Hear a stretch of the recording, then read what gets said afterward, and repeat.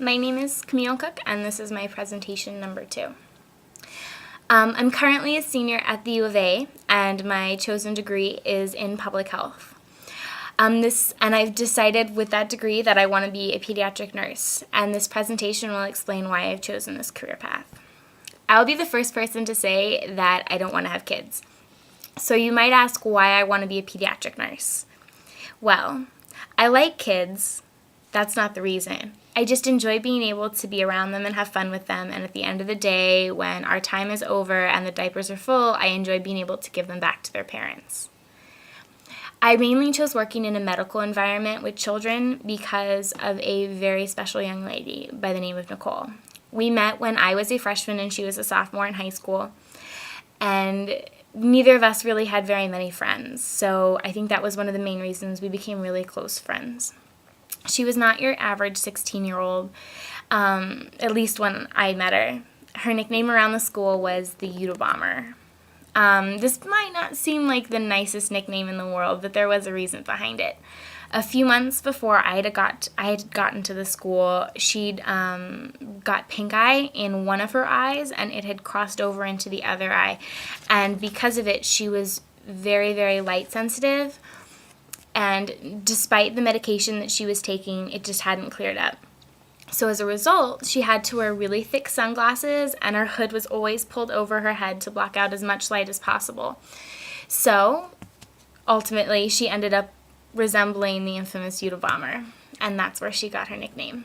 But anyway, we became very close friends. We played violin together in orchestra, and we sat together at lunch and everything like that. But during the summer, after school had got out, she got really, really sick. And she actually thought that she'd become paralyzed because the pain was so bad, she couldn't move half of her body, and she couldn't even hold up her violin anymore. When school began back in August, she wasn't there. And no matter how many times I called, I just couldn't get a hold of her. I actually didn't get in contact with her again until the end of February, when she came back to the school and she was ready to go back into classes for August. I actually barely recognized her when I saw her.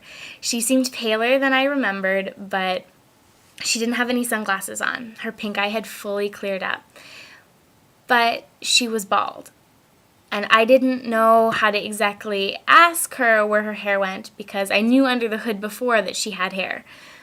But I kind of tiptoed around it and asked her what had happened, and she sat me down and explained to me that after she thought that she was paralyzed with half of her body during the summer, she was admitted to the hospital and was diagnosed with leukemia.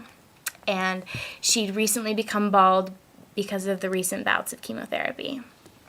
I was shocked, but not surprised because with her pink eye and the fact that it hadn't cleared up for so long, I knew something had to have been wrong with her immune system, but pink eye and going to leukemia, I had absolutely no idea. So we sat and we talked about what she had been through and how amazing the hospital staff was where she was, and how much she enjoyed all the time that they spent together. They were always so knowledgeable about her condition, and they were always there really to just make her feel comfortable and make her feel okay with what was going on with her. She has pictures of the nurses dressing up with her for Halloween and Thanksgiving and Christmas and everything like that, spending a lot of time in her room with her, which I thought was so great. And a light came into her eyes that I will absolutely never forget. She seemed so happy, and it made me wish I could impact someone's life the way that they had impacted hers and make them as happy as they had made her in that single moment, despite all the pain, all the poking, the prodding, the needles, the chemicals that had been introduced to her system. So we talked about how she'd come back to school in August and we would play our violins together again. This was the last time I saw Nicole. Over the Easter weekend, a few weeks later, she had passed away and lost her almost 7-month battle with leukemia. I didn't think I'd ever be so changed by the kindness and the words of somebody else. At her funeral, in remembrance of her, I played my violin. And I remember the last time we'd seen each other and we talked. And in my mind, it was clear what I wanted to do with my future. After that, I became a volunteer at UMC in the pediatric unit, which is coincidentally where she received all of her treatment and took her last breath.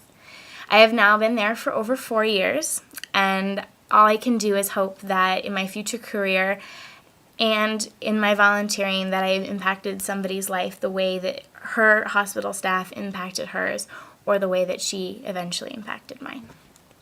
So thank you for listening, and this was my speech.